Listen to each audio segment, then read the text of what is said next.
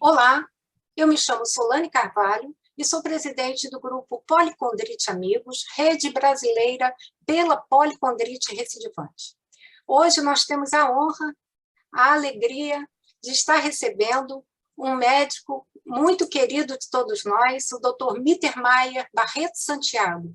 Dr. Mittermeier é reumatologista, professor adjunto na Escola Baiana de Medicina e Saúde Pública, chefe dos serviços de reumatologia do Hospital Santa Isabel e do Hospital Universitário Professor Edgar Santos e diretor médico da Clínica Ser da Bahia. Hoje nós vamos falar sobre um tema muito importante para todos nós. Nós vamos falar sobre diagnóstico na policondrite recidivante. A policondrite recidivante é uma doença autoimune rara que causa uma inflamação sistêmica, destrutiva e recorrente de cartilagens. Dr. Mittermeier, que prazer receber o senhor, uma honra tê-lo entre nós. Muito obrigada, sim?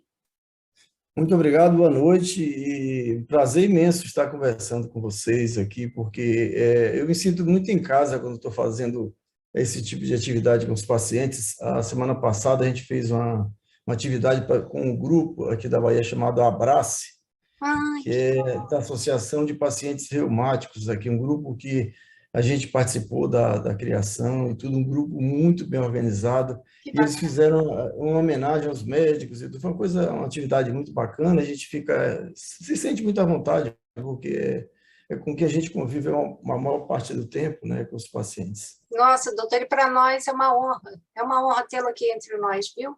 Falando de um tema tão importante, um tema que muitas vezes causa tanta dificuldade para os pacientes, né, que é o diagnóstico. Nós estamos falando de uma patologia muito rara, né? Você sabe, a policondrite recidivante tem uma incidência bem baixa, né? Muito pequena, muito baixa a incidência mesmo. Condição muito rara, né? E assim, essas condições clínicas raras, em geral, o diagnóstico é bem retardado, porque tem que ter um grau de suspeição por parte do médico que acompanha o paciente. Então, com policondrite é mais difícil ainda, porque ela é recidivante, ela não fica o tempo todo com a mesma coisa, e aí dificulta.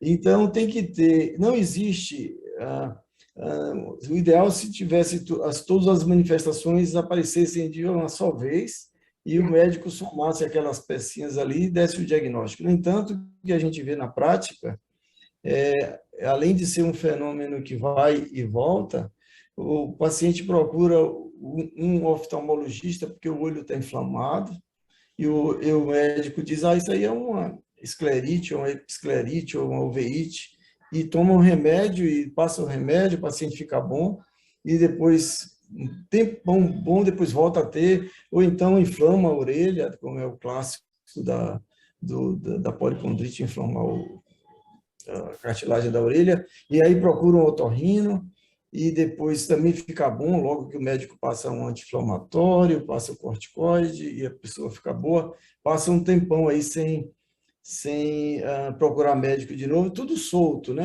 Ou então procura um reumatologista, porque tem uma dor nas juntas, uma dor que vai e volta, que o diagnóstico não aparece, e dificultando ainda mais a identificação da doença. É por isso que, além de ser rara, essa condição, muito rara, ela tem essas características, que as manifestações aparecem, às vezes, de uma forma isolada e de forma intermitente, para dificultar sobremaneira o diagnóstico. Existem, é claro, existem ensaios propostas de diagnóstico, de critérios de classificação. E aí a pessoa soma aquelas peças e a pessoa define como o diagnóstico. Esses critérios de classificação, isso não é específico para policondrite, é específico para as diversas doenças. Por exemplo, critérios de classificação de lúpus, critérios de classificação de artrite, onde há aquela somatória de manifestações clínicas e laboratoriais, e as pessoas estabelecem a classificação aparece a partir do momento que tem tais coisas. Na verdade, esses critérios de classificação não são critérios de diagnóstico, são critérios para classificação de doença, que tenha sua utilidade maior para as pesquisas clínicas, para que todo mundo fale a mesma língua.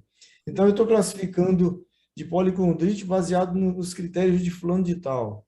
Quem está lá no Japão, quem está lá nos Estados Unidos, também tem que seguir a mesma coisa. Então, a gente não pode se basear, e lá no nosso serviço, a gente estimula muito, repete isso para os residentes. Olha, esses critérios são critérios de classificação para pesquisa clínica. Não fique esperando que o paciente tenha esses critérios de classificação para você ter o diagnóstico. Então, eu desestimulo fortemente a utilização de critérios de classificação para o dia a dia. Então, são critérios para classificar, para a classificação de doença para pesquisa clínica. Então, assim, e policondrite não é diferente. Ah, mas eu vou seguir os critérios, então, se não tiver os critérios, não tem. Não, pelo amor de Deus. Pode ter a doença sem os critérios e pode ter os critérios e não ter a doença. Então, assim, o objetivo é classificar para pesquisas clínicas multicêntricas internacionais. Por isso que eu digo, não dou muita importância a critério de doença nenhuma para classificar para o diagnóstico final da doença, mas sim quando a gente está envolvido com as pesquisas clínicas. Perfeito, né, doutora? Até para não ficar também restrito àquele conjunto de sintomas, né?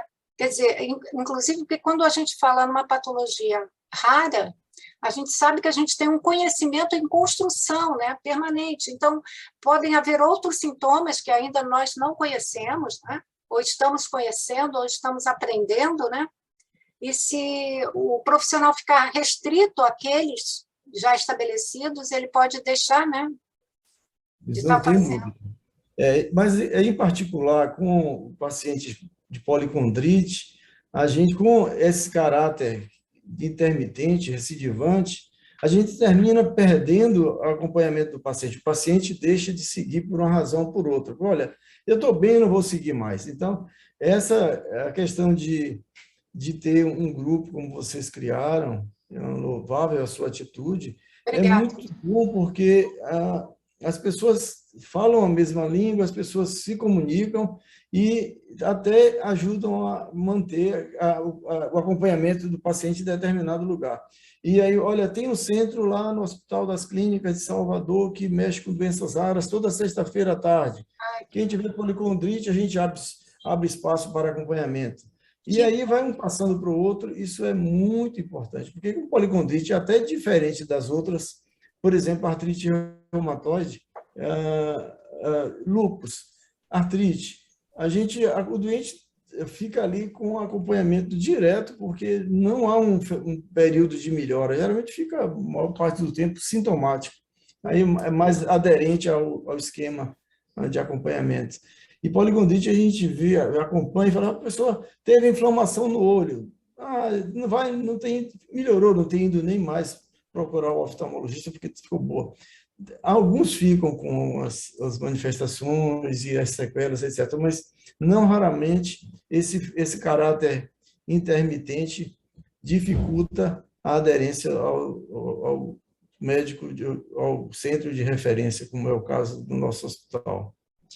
Doutora, eu imagino, no nosso grupo a gente tem uma diversidade de manifestações da policondrite nesse sentido, assim, de brando, moderado, e pessoas, infelizmente, com uma manifestação mais grave da patologia. A gente observa realmente isso. Existem pessoas que tiveram uma manifestação inicial e depois não tiveram mais nada.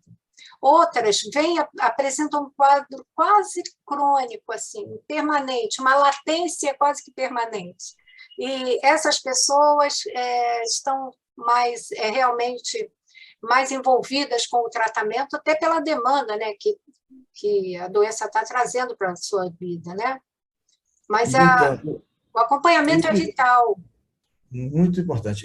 Eu acho até oportuno que a gente comente, discuta uma coisa que tendo o policondrite amigos, é um grande passo para a criação de um registro brasileiro de policondrite. Um registro simples que não precisa a pessoa estar presente no determinado local, mas assim, como é o perfil dos pacientes de policondrite no Brasil? É um perfil onde A mesma prevalência tem homem e mulher, a gente aqui na Bahia tem muito negro, como é que é essa história? Tem mais grave negro?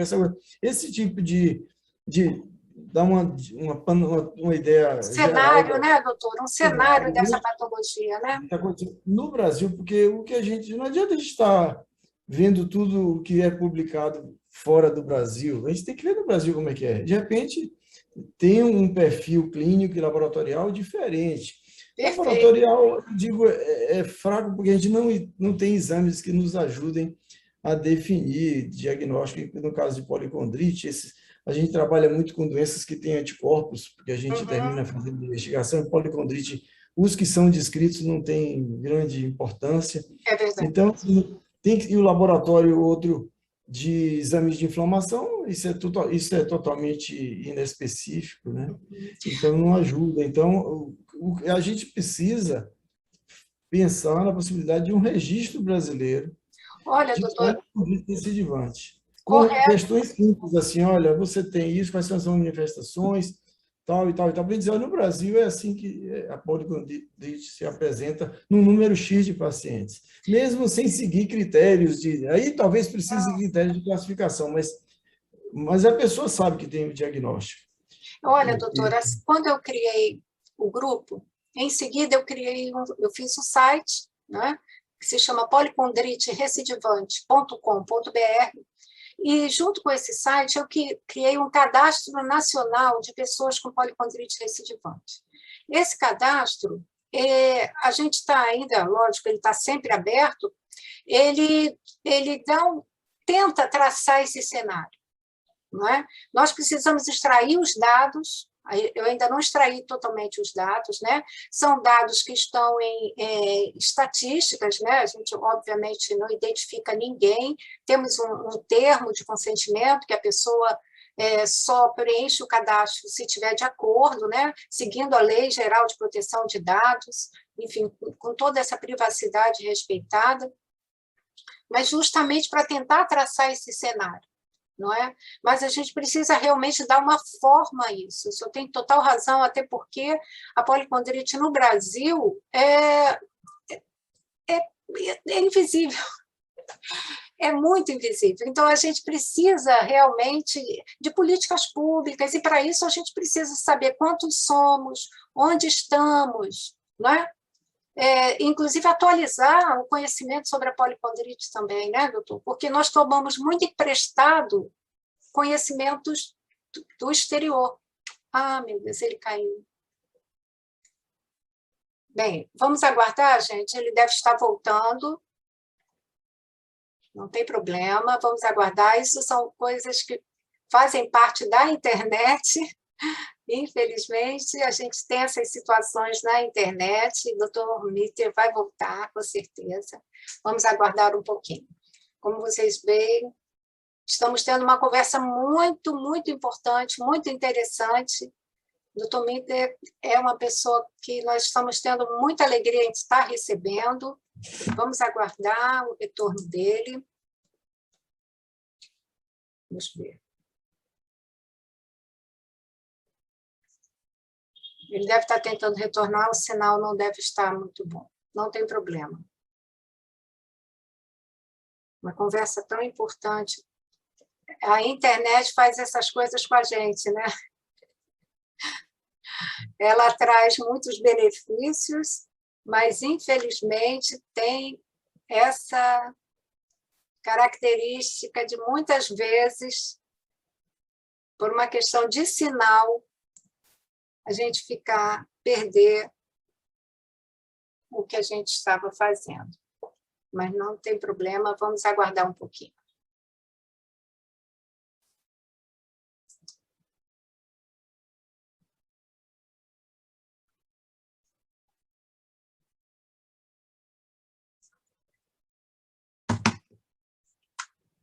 Vamos lá, ele deve estar voltando.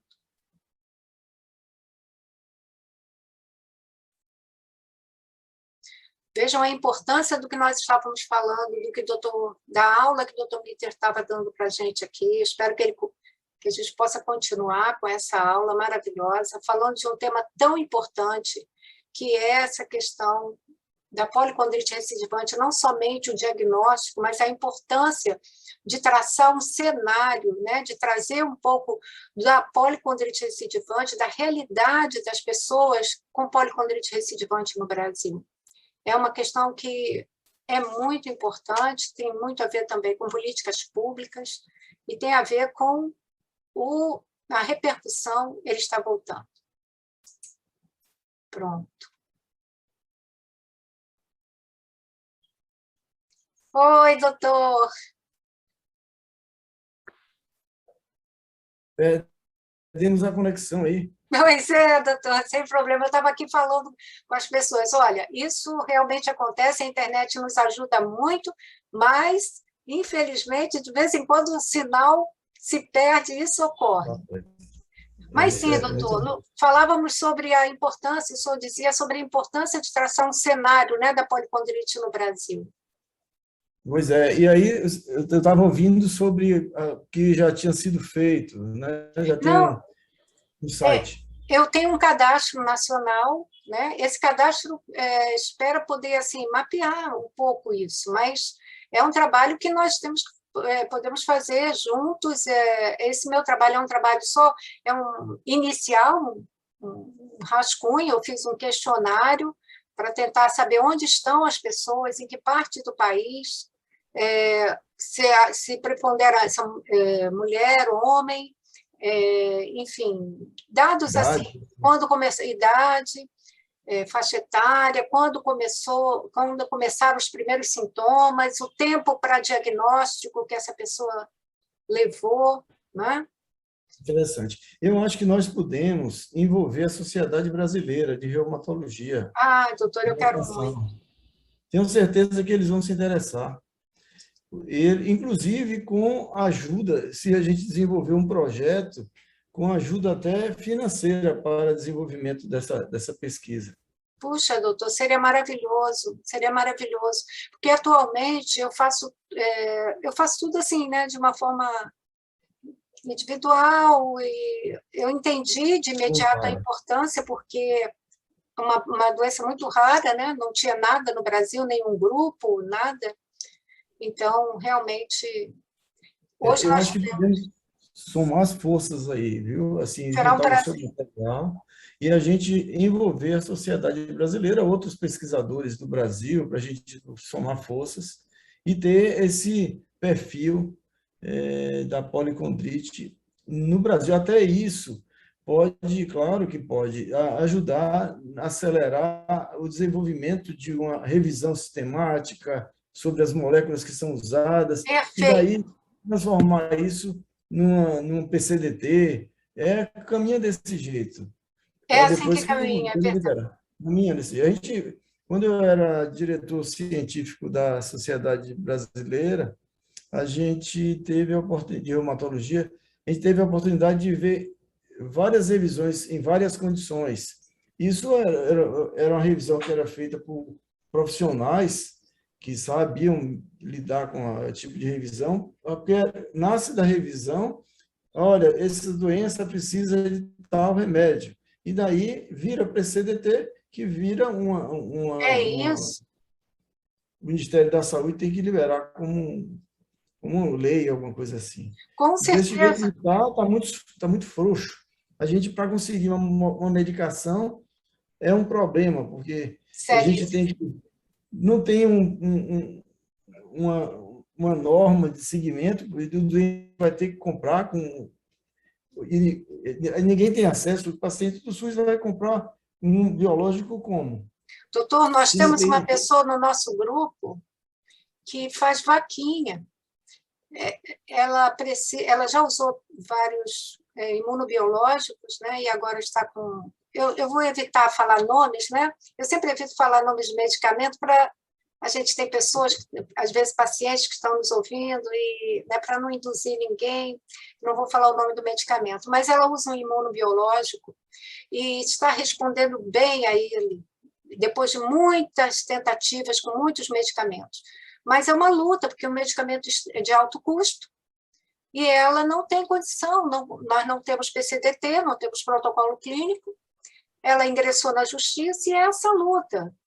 engrossando as filas aí da judicialização.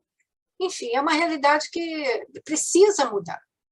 Eu acho que o caminho, eu digo, quando eu tenho essas lives com os pacientes, eu falo, olha, por mais que a gente tente lutar como um médico, a gente não tem o poder que o paciente, quando se organiza, tem. É uma associação que define, que faz com que os gestores de saúde mudem de posição, que geralmente são contra. Mas, assim, como uma associação organizada, a coisa muda de figura. Então, o primeiro passo é que foi construído já com policondrite amiga, agora está sendo feita uma base de dados, e aí a gente envolve outras pacientes, para mim é o mais poderoso. Mas paciente organizado e uma sociedade uma especialidade envolvida, eu acho que são as coisas, são as forças para atingirmos o objetivo. Perfeito, Mesmo sendo doença rara. Ora, quantas doenças raras temos aí que usam moléculas muito caríssimas, né? E as pessoas têm acesso, é verdade. Porque são organizados. É verdade. Estamos à disposição, viu, doutor? Nosso cadastro está à sua disposição.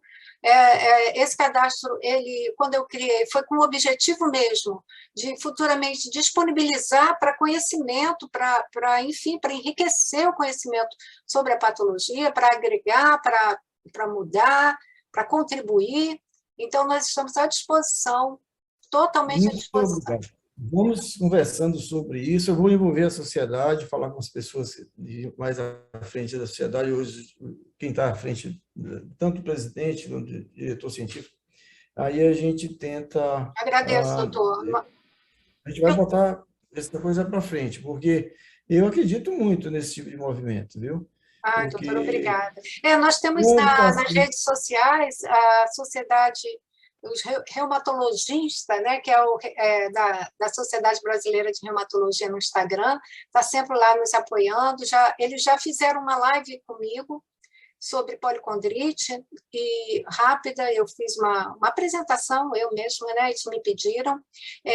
Participei agora também, já por 2 anos, daquele evento de pacientes, né, da Sociedade Brasileira de Reumatologia, no Congresso. Participei lá pelo Policondrite Amigos. Mas, enfim, é um trabalho de formiguinha, né, doutor? O senhor sabe como é lento, é devagar.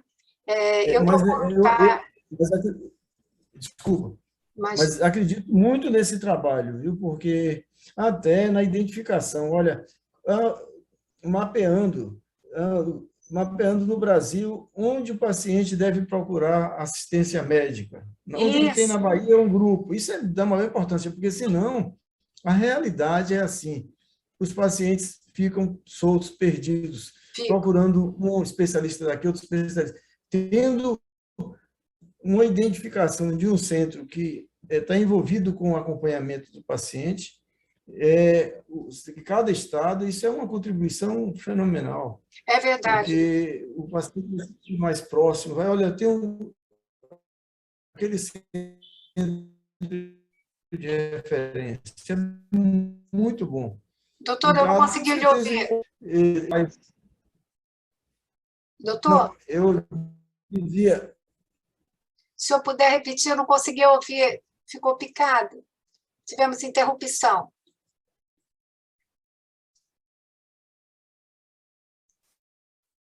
Oi? O senhor me ouve?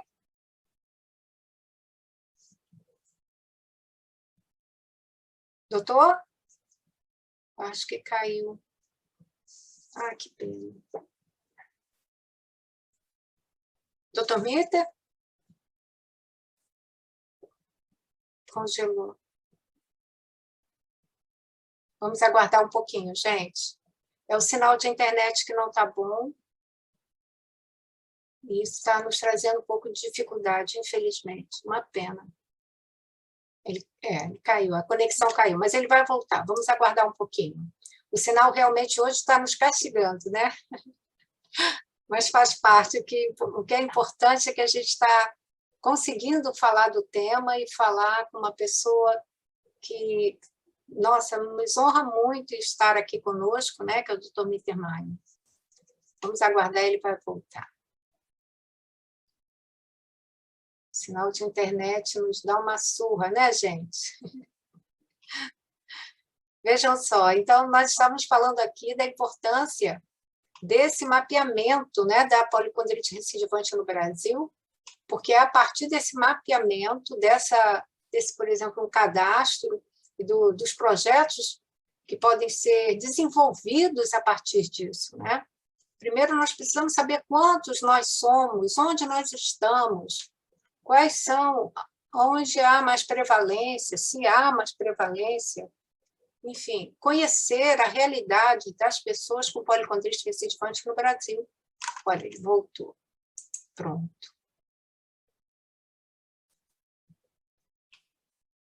Oi, doutor. Oi. A internet está nos dando uma surra, né, doutor? Não estou entendendo, porque geralmente é estável a internet. É estável aqui na Bahia, mas na minha casa, mas não sei o que está Mas acontecendo agora. isso acontece, às vezes aqui comigo também acontece, às vezes até a chuva, infelizmente. Mas sim, doutor, nós estamos falando dessa importância. Eu acho que vai ser muito importante, né, levar adiante isso. Né? Muito, muito. Muito importante.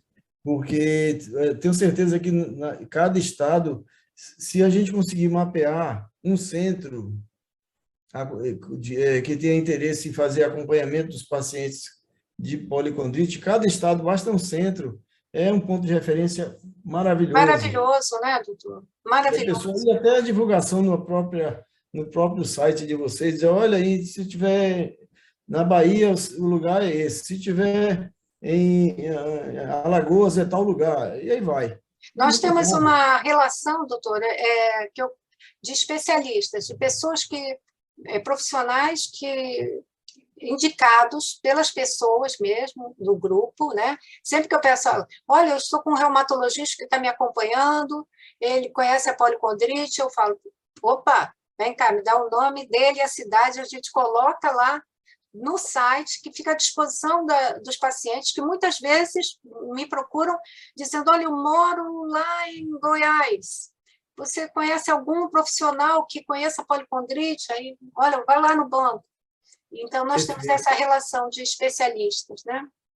Já é uma grande coisa. Eu fico mais preocupado com o paciente do SUS, porque é preciso ter um médico interessado, mas que acompanhe o paciente do SUS, que esse é o diferencial. Porque ter um médico que tenha atendimento só privado e o doente do SUS não ter acesso, aí a coisa complica. Então, assim, eu acho que até para a gente identificar as pessoas interessadas, mas que atendam os pacientes do SUS, com certeza, que é a grande maioria da nossa população. Com certeza. O senhor sabe, por isso a nossa preocupação também é muito grande com o protocolo clínico, né? Porque para que dentro do Sistema Único de Saúde, esse paciente que chega possa ser acolhido também nesse sentido, né? De concessão de medicamento, porque a gente sabe que muitas vezes o paciente chega lá, ele tem a prescrição de um medicamento, esse medicamento não é fornecido pelo SUS, porque a patologia ainda não possui protocolo, e esse paciente fica numa dificuldade muito grande. Essa é a realidade de policondrite e de outras doenças raras, onde não existe PCDT. Isso é cruel, porque a gente sabe que muitas medicações podem trazer benefício assim fantástico. Com certeza. Mas não consta no PCDT, o doente não tem acesso. Até para judicializar é problemático, às vezes, muito. Porque o paciente, às vezes, não entende direito, fica com receio. Eu estou falando do que é mais importante para a minha vida profissional, que é o atendimento do paciente do SUS, que a gente tem 2.500 pacientes no Hospital das Clínicas, todo mundo do SUS precisando da gente, é dessa massa dessa população. Mesmo assim, a gente não dá conta do recado. É verdade. Então, eu acho que a prioridade é o SUS, para mim. Com certeza, doutor, com certeza, não tenha dúvida. Você sabe, o número de centros de referências em doenças raras no Brasil está muito aquém da demanda. Quer dizer, a burocratização também é muito grande para você conseguir fazer com que um centro seja referência, né?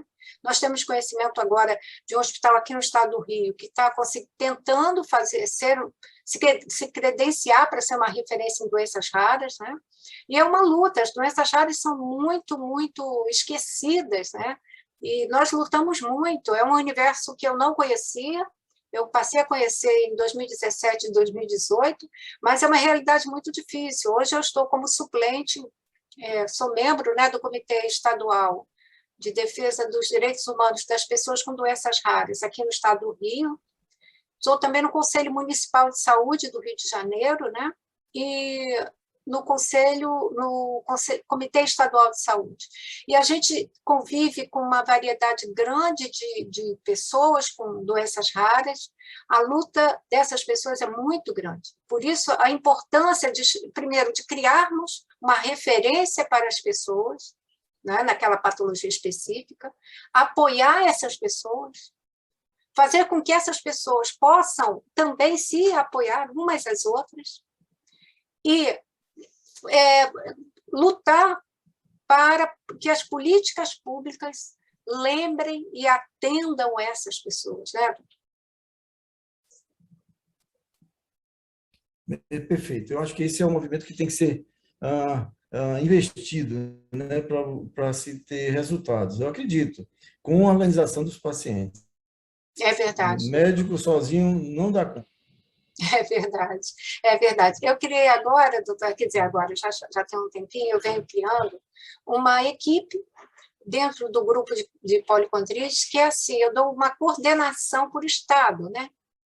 Então, nós temos pessoas já no Sul, aqui no estado do Rio, lá no Norte, na Bahia, nós temos uma pessoa lá em Brasília, e vamos fazendo assim, para que futuramente a gente consiga, no momento, em função da pandemia, ficou tudo muito parado, né? Mas nós temos lutado, inclusive, já temos um projeto de lei elaborado, nós solicitamos e conseguimos que chegasse ao Senado, esperamos que seja votado no ano que vem. Esse projeto de lei vai incluir a policondrite recidivante para fins de isenção de imposto de renda, como moléstia grave, né, pelo potencial grave que ela tem. E ano que vem, se tudo der certo, vamos ter uma audiência pública para a instituição do Dia Nacional da Policondrite Recidivante. É um dia de conscientização, é um dia importante que a gente quer. Mas existe muita coisa ainda por ser feita, é muito trabalho para se fazer, e nós estamos só começando, né, doutor? Para mim, sinto como eu não conhecia o Policondrite Amigos, e aí eu já tomei conhecimento, por isso que eu divulguei no evento nacional, eu falei, puxa, é uma grande ferramenta, é uma grande arma, porque com esse tipo de organização é que a coisa vai para frente. Então, se já está sendo mapeado aqui, em cada estado, uma pessoa que vai tomar frente, já é uma grande coisa, essa pessoa identifica um centro de referência. Isso. Nossa, e a gente, do ponto de vista como médico, a gente vai agora analisar como é que é esse perfil dos pacientes aqui do Brasil com policondrite. Exatamente. Mas eu estou vendo que o esqueleto já está bem traçado em termos do que pode ser feito, né? Então, não, doutor, não, a gente precisa, muita coisa ainda por ser feita, doutor, muita coisa, muito trabalho. Assim, mas muitos passos já foram dados, muito à frente de muitos outros grupos com quem eu já tive contato assim, de outras pessoas. Eu acho obrigado. Que está muito bem traçado. Obrigada, doutor. Eu tenho lutado bastante, realmente, e temos tido apoio, né? Ajuda, sem ajuda a gente não consegue, né? Como eu já trabalhava com associação, porque, como ele disse, eu tenho uma patologia neuromuscular, eu já trabalhei em associação, sou cadeirante, então sempre atuei, já fui conselheira, né, do Conselho Municipal da Pessoa com Deficiência aqui no meu município. Isso tudo, a gente tem vários contatos e aí começa a participar com outras associações, com outros grupos. Essa união é muito importante, né? Você precisa estar unida a outros grupos, às outras associações, conversando, aprendendo, dialogando, trocando, se apoiando, e isso vai, aos pouquinhos, avançando. Tem que ter paciência, mas persistência.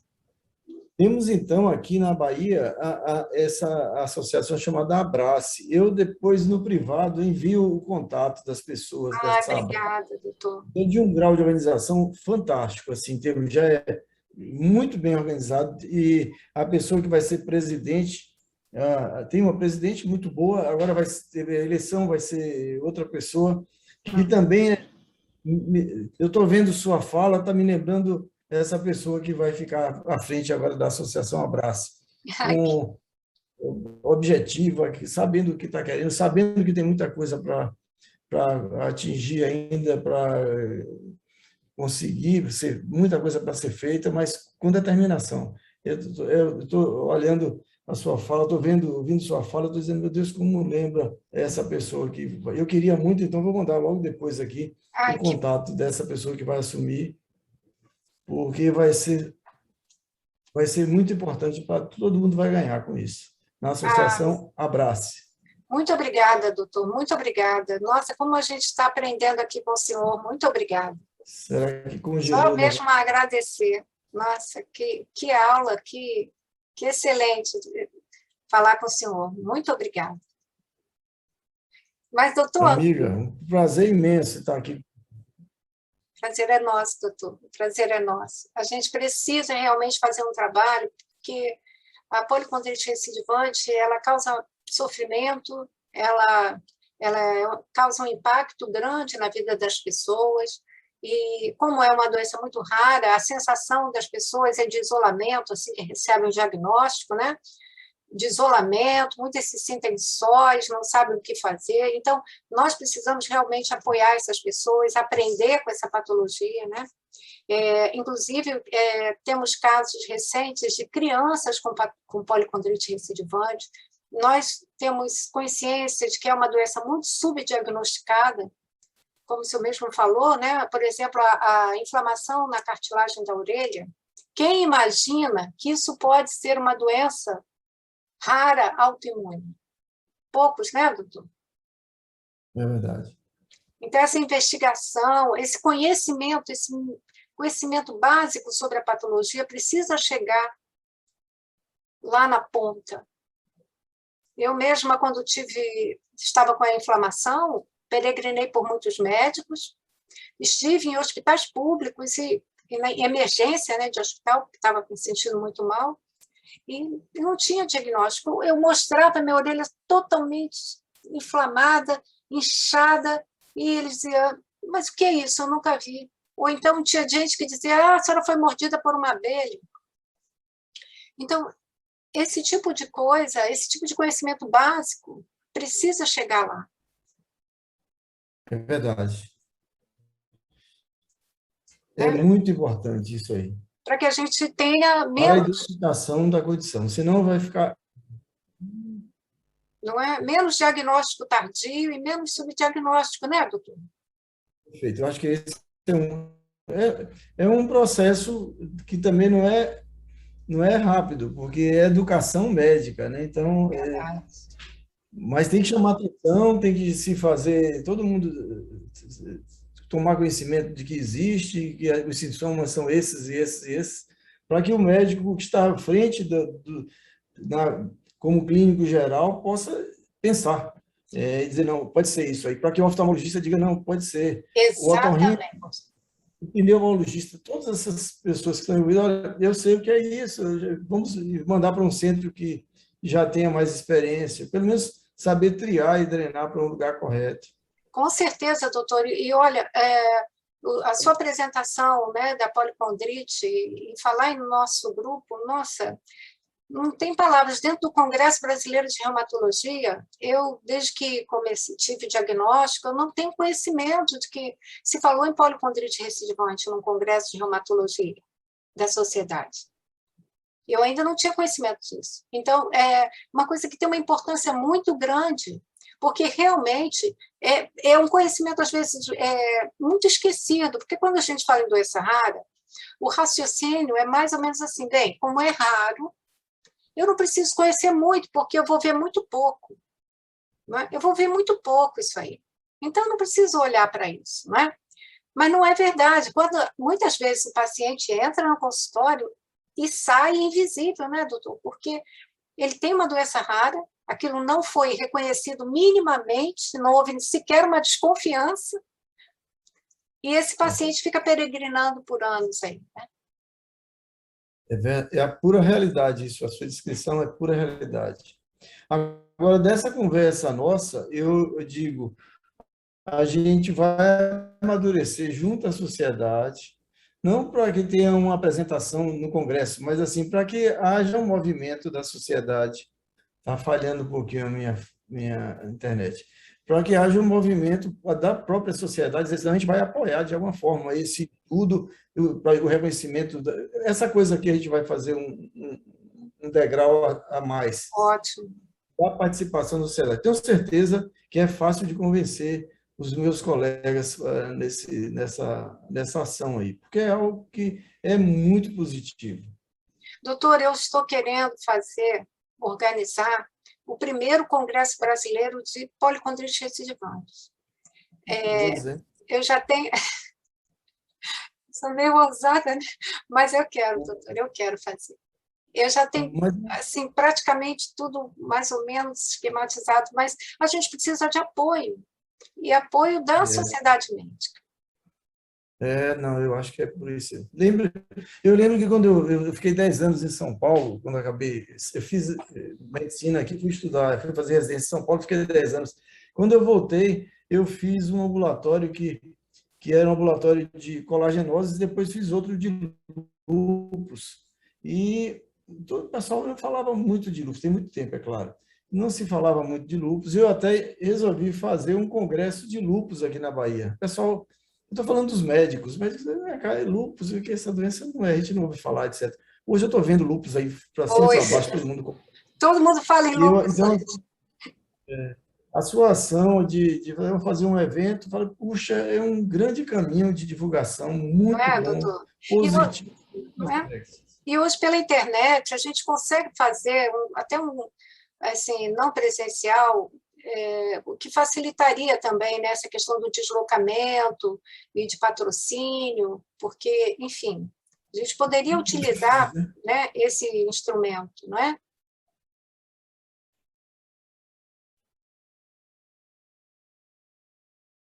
Como está todo mundo fazendo, né?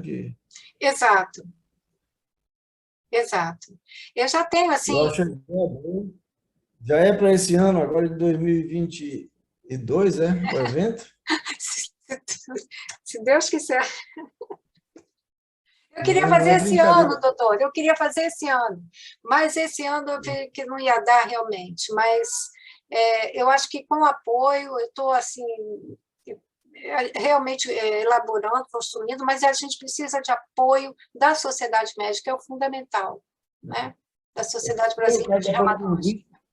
Várias especialidades também, né? Mas assim, eu acho que a bandeira maior pode ser levantada pela Sociedade Brasileira de Reumatologia. Com certeza. E Wanda, que envolve muito com associações aí no Rio de Janeiro, né? Sim, ela é do Grupar de Petrópolis, não é isso? Mas ela se envolve muito, assim, participa, apoia. Sim. Eu acho que é outra pessoa que pode ser contactada aí para ajudar nessas coisas. Eu acho que vai ser muito importante, porque nós temos vários temas muito importantes que precisam ser tratados especificamente. Assim, um congresso voltado somente para policondrite recidivante no Brasil. E a gente já tem aí todas as palestras que a gente sabe que são muito importantes. A questão da... Nossa, tanta coisa para falar, doutora, até a fonoaudiologia se fala muito pouco. Recentemente, eu fiz uma live com uma fonoaudióloga sobre disfonia e disfagia na policondrite. Ninguém fala nisso, mas eu comecei a observar que as pessoas no grupo têm muitas queixas. Manifestações de disfonia e disfagia na policondrite. Isso precisa ser falado, precisa ser visto, né? Muito. Eu acho que é uma atividade muito interessante essa do evento, viu? Porque cada um ponto pode ser discutido, o tema, e lá no fundo discutir tal coisa. Cada uma todo sítio que está sendo envolvido merece um aprofundamento maior aí para Não é, as doutor? pessoas terem mais intimidade. Eu até troca de experiência, dizer assim, olha, na minha condição, na minha experiência eu vivenciei isso aqui, a condição resolveu desse jeito, resolveu daquele jeito. Eu acho que essa experiência também é muito boa, porque, Muito mais uma vez, a gente está diante de uma condição rara. Então, rara. tudo a gente faz experiência é bom. Doutor, está picando, eu não estou conseguindo ouvir bem o senhor. Puxa, eu estou preocupado porque a internet está tão instável. Eu Ah, estou minha internet está muito instável mesmo. sim, agora eu estou lhe ouvindo bem, estou lhe ouvindo bem. Doutor, falando um pouco sobre diagnóstico, nós falamos, então, sobre esses critérios que são aplicados na pesquisa, né? Esses critérios de condrite, né? Auricular. É, falando um pouco de diagnóstico diferencial na policondrite, doutor Mitter, quando a gente chega, as pessoas com policondrite relatam muito que vão aos consultórios e muitas vezes com diagnósticos, com sintomas que a gente sabe que às vezes são clássicos, né, da policondrite, como a inflamação auricular poupando o lobo. Ah, que pena, caiu. Caiu. Vamos aguardar, gente. Vamos aguardar, doutor Mitter. Hoje está difícil esse sinal de internet. Vamos aguardar, ele vai voltar. Eu estava começando a falar com ele sobre a importância da gente falar um pouquinho sobre diagnóstico diferencial, né, na policondrite recidivante. Vamos ver.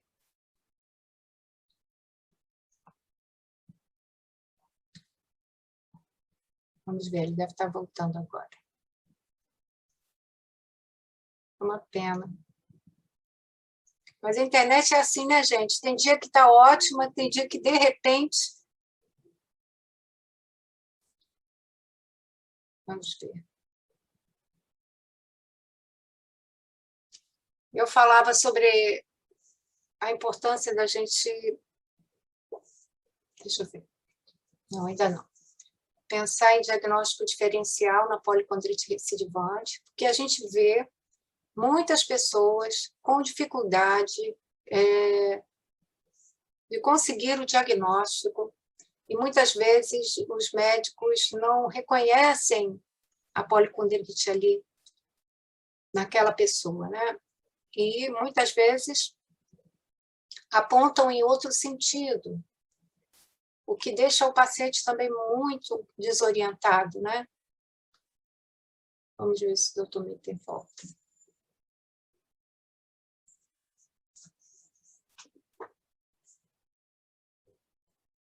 Ele talvez tenha... está aqui.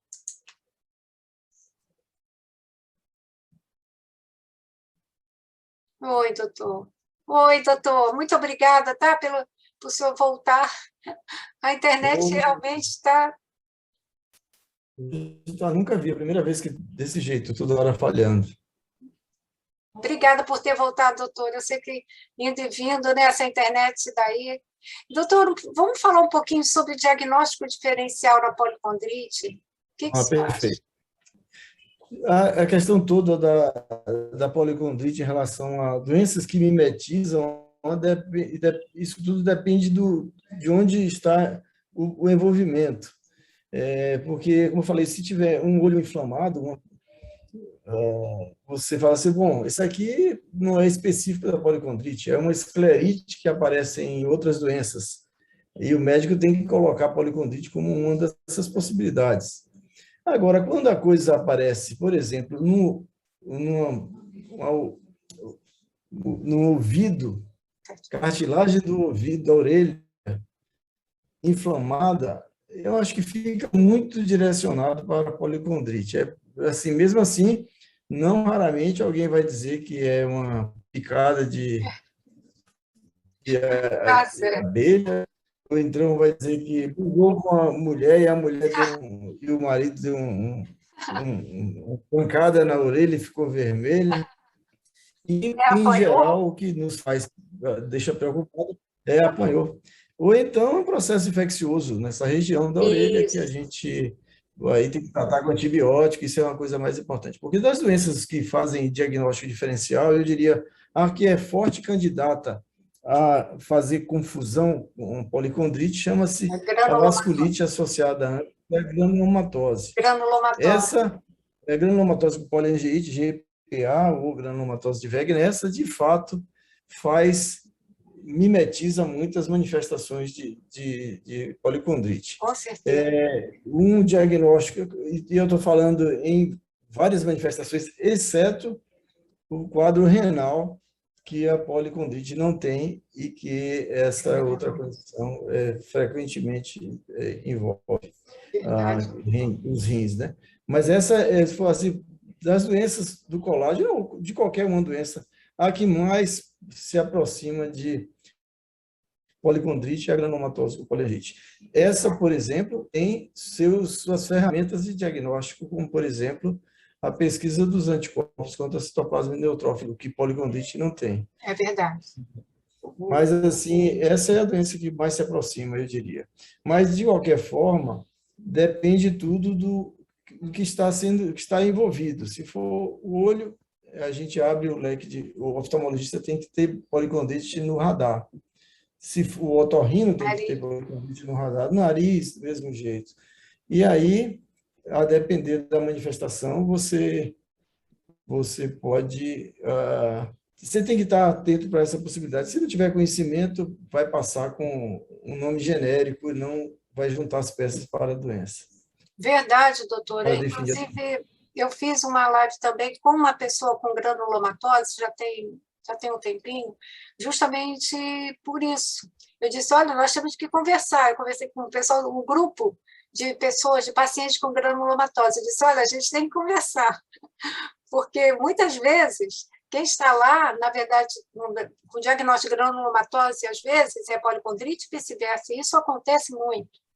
Recentemente, nós tivemos uma pessoa no nosso grupo que foi para granulomatose por anos, achou que era policondrite, e depois... Entendi. Mas isso que faz lembrar em diversos aspectos, a gente está atento mesmo. Agora, você falou que tem um grupo de no Brasil, eu também não conheço. Tem sim, é ótimo, ótimas pessoas, a gente conversa bastante, se ajuda, nós fizemos uma live, é um Eu grupo de gostaria muito pessoas... de ter contato com granulomatose.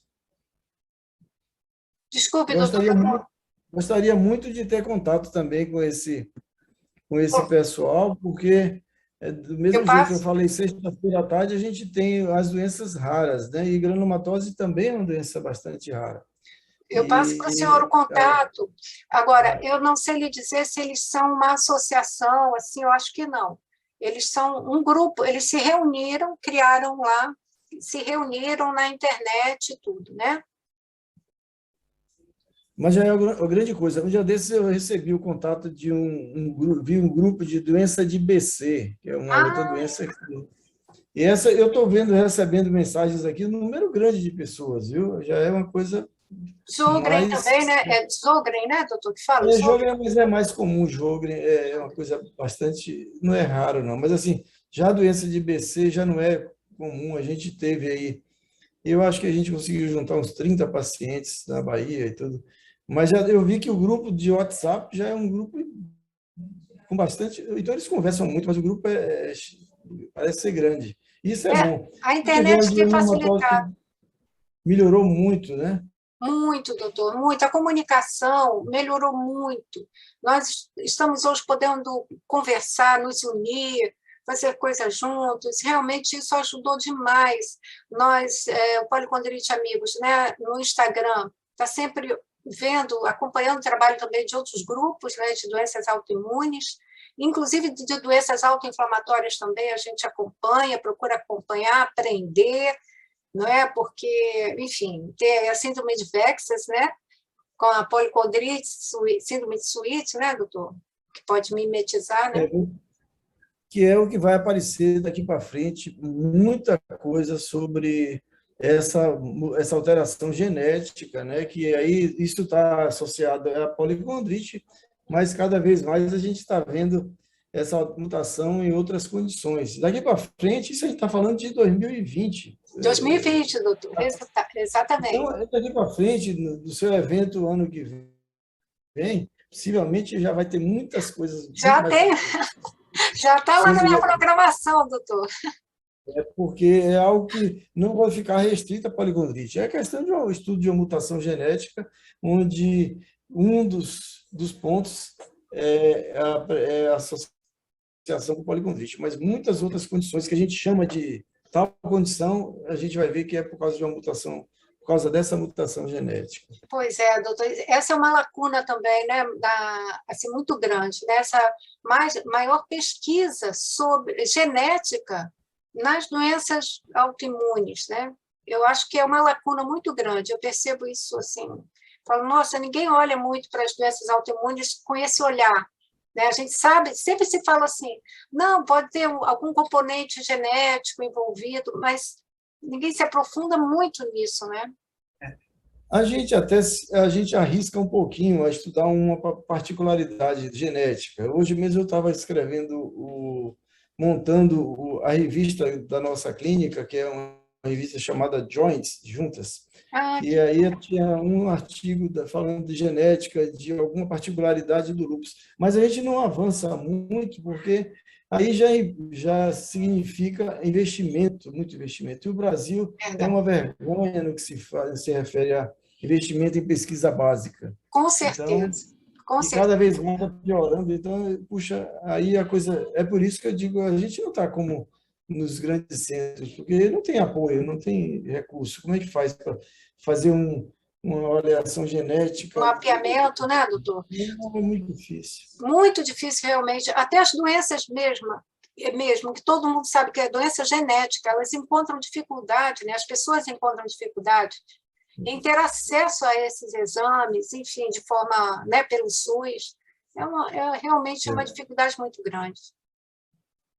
Né? É Mas verdade. Isso assim, eu não estou nem falando só em diagnóstico, não, porque, por exemplo, tem uma doença que é condilite anquilosante, que já tem um marcador genético que é conhecido, etc. Esse aí, barato de fazer, a boa parte dos pacientes não tem acesso.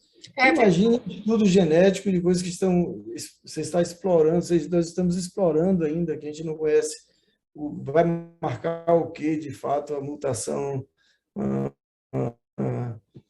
genética, tal mutação genética. Então, é muito para nossos recursos são, de fato, muito limitados, muito por falta de limitados, né? vontade política para... Com certeza, doutor, não existe assim uma consciência da importância desse investimento, né? Pensando assim a longo prazo, assim a importância de um investimento dessa natureza. Quer dizer, evitaria uma série de procedimentos que oneram, por fim, né? Que acabam onerando mesmo, né? O sistema. Mas não se pensa, né, dessa forma, né? Se vê como custo, como algo, e não é, né? Quer dizer, a administração de um medicamento biológico pode evitar uma internação, não é? Que seria muito mais É, custosa, né? Enfim. é verdade. A questão toda é que, às vezes, como a política de liberação de medicação de alto custo já está implementada em algumas doenças, ao invés de, por exemplo, a artrite reumatoide, que não é rara, então, ao invés de ter um treinamento de médico para diagnóstico precoce e tratamento precoce, organização de centros de referência para acompanhamento adequado, né, espera-se que o paciente tenha uma doença muito agressiva, já que quando você vai utilizar biológico, vai sair muito mais caro, quer dizer, o que está saindo como mais barato é muito mais caro, porque hoje tem um abuso de biológico, quando você podia estar usando moléculas baratas É para uma doença bem inicial para evitar chegar no biológico, mas não, o gasto é com o biológico, biológico, biológico. Então está tudo é complicado, essa situação é muito complicada, verdade, infelizmente. doutor, é verdade, é verdade. Infelizmente, a realidade que nós vivemos não é fácil, nunca foi, né? Mas para doenças raras, eu acho que isso ganha uma proporção muito grande. Se para as doenças prevalentes já é difícil, você imagina para as doenças raras, né? É uma realidade muito difícil, muito difícil. Mas a gente tem trabalhado com esperança de que, aos poucos, devagarzinho, a gente vai avançando, a gente precisa avançar. O que não pode é deixar de falar, deixar de fazer e deixar de continuar, né? Continuar nesse caminho, né, doutor? Eu acho, e tendo pessoas como você, né, de pessoas Ah, proativas, doutor, determinadas, e fazendo sua contribuição, é isso que importa. E eu acredito nessa coisa, assim, de ó, somando daqui, somando dali, e vai se construindo alguma coisa, né? E eu estou muito feliz em estar aqui interagindo com vocês, eu desse também, grupo, doutor. porque tem à frente uma pessoa que é realmente muito proativa, bem Muito. determinada e tem conseguido muitas coisas e vai conseguir muito mais ainda, tenho certeza. Deus lhe Eu ouça, acho que vai doutor. ser boa a nossa parceria. Vai ser maravilhoso, doutor, maravilhoso. Eu já fiquei tão feliz de ter vindo aqui, estar aqui com a gente, quando o doutor Mitter foi indicação de uma pessoa do nosso grupo, né? Quando ele falou, eu falei, ai, meu Deus, será que ele aceita falar com a gente? Fiquei muito feliz mesmo. É uma honra ter aqui Nós o senhor. conversaremos muitas vezes, vamos conversar outras vezes, é um prazer. Se Deus quiser. E estamos, doutor, totalmente à disposição, viu? Pode contar comigo, pode contar com o nosso grupo, com o nosso apoio, com esse cadastro que nós temos. É um trabalho inicial, né? Mas eu acredito que possa, de alguma forma, contribuir. E o que eu puder fazer, o que o Policondrite puder fazer, nós estamos totalmente à disposição, né? Entendemos a importância desse trabalho, a repercussão que isso tem, não só para os pacientes, mas também para a ciência, né? Para o meio médico. A gente precisa avançar no conhecimento. O conhecimento é fundamental. Não é porque é uma doença rara que a gente não tem que olhar para ela, ela pode ser muito menos rara do que a gente imagina. Muito menos, é isso, porque a gente conhece a doença a partir do momento que as pessoas divulgam, e aí o diagnóstico vai aparecendo e as pessoas vão tendo o diagnóstico de uma forma mais precoce e tratamento também mais adequado, porque as pessoas vão conhecendo mais. É assim mesmo, essa cadeia. É verdade, doutor. Doutor, concluindo, o senhor poderia nos falar um pouquinho sobre o exame? Por exemplo, a biópsia de cartilagem, ela é feita em alguns casos específicos, né? Mas, assim, quando há mais dúvida. Eu não entra assim. Eu, quando fazia residência, a gente falava em biópsia de cartilagem, a gente já tinha um certo receio, porque houve descrição de necrose de cartilagem por causa da biópsia e tudo. Mas a verdade é que a biópsia é feita em poucos lugares do meu conhecimento, poucos lugares, com informações limitadas. Então, eu não considero nem essa ferramenta como uma ferramenta útil para o diagnóstico de policondrite.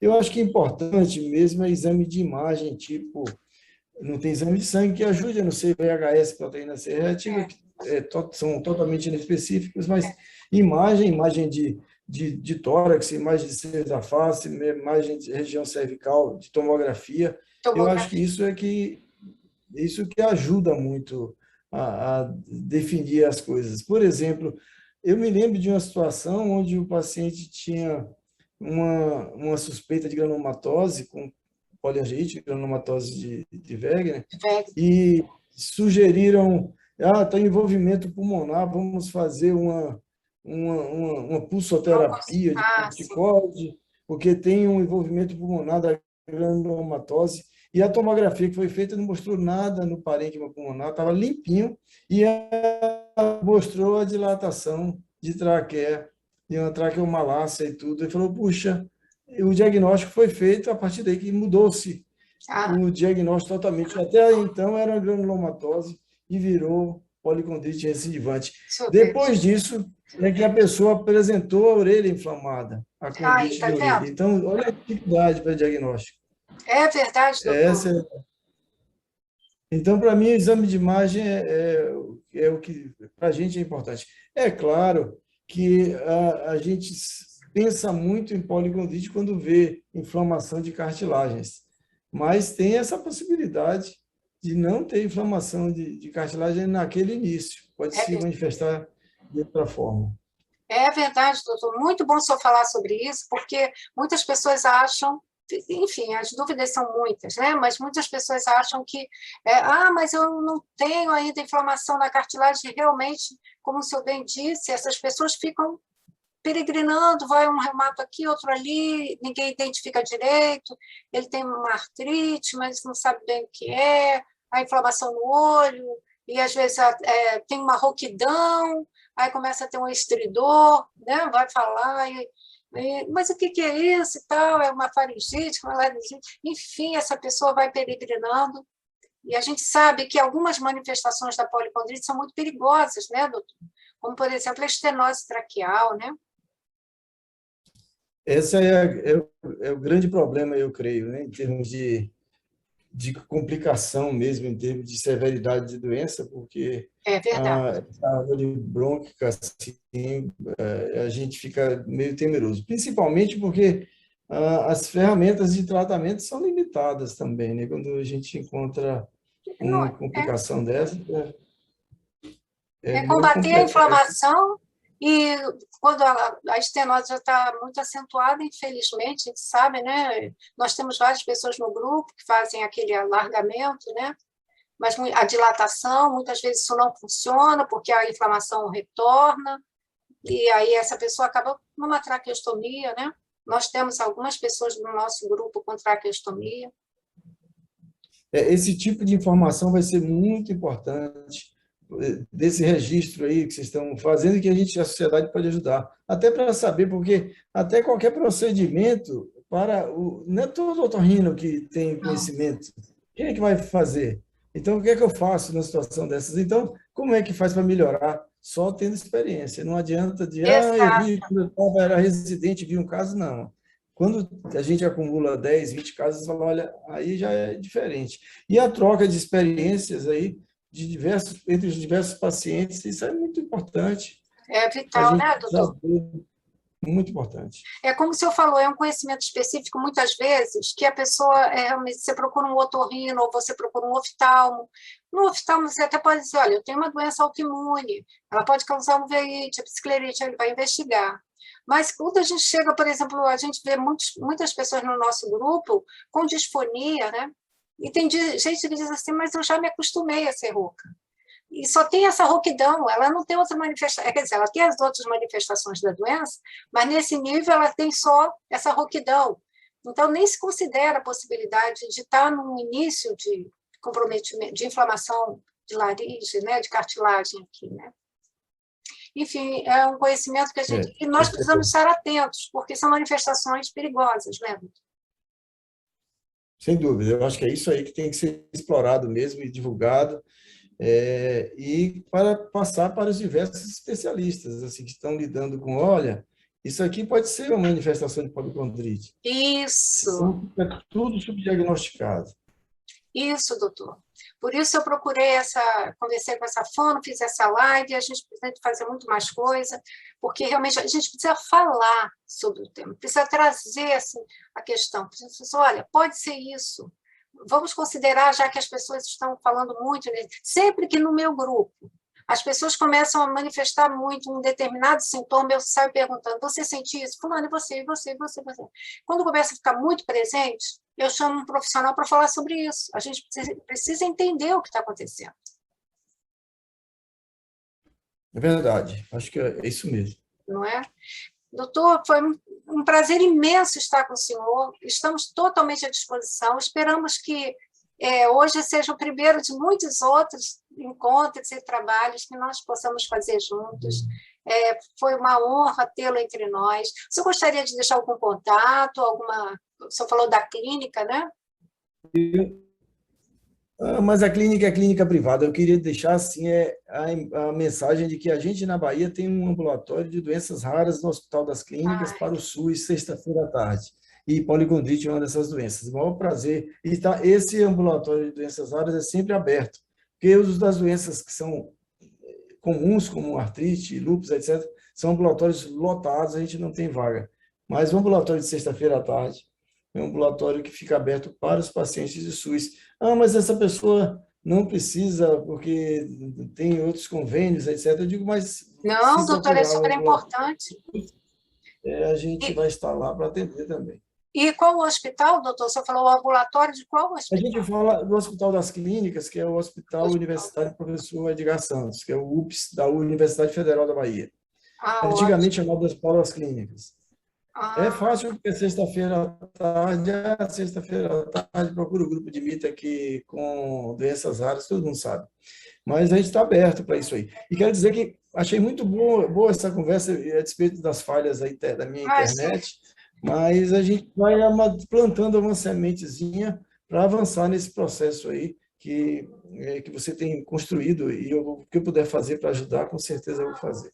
É uma honra, doutor. Muito obrigada, muito obrigada. Tenho certeza que a gente tem muito a fazer.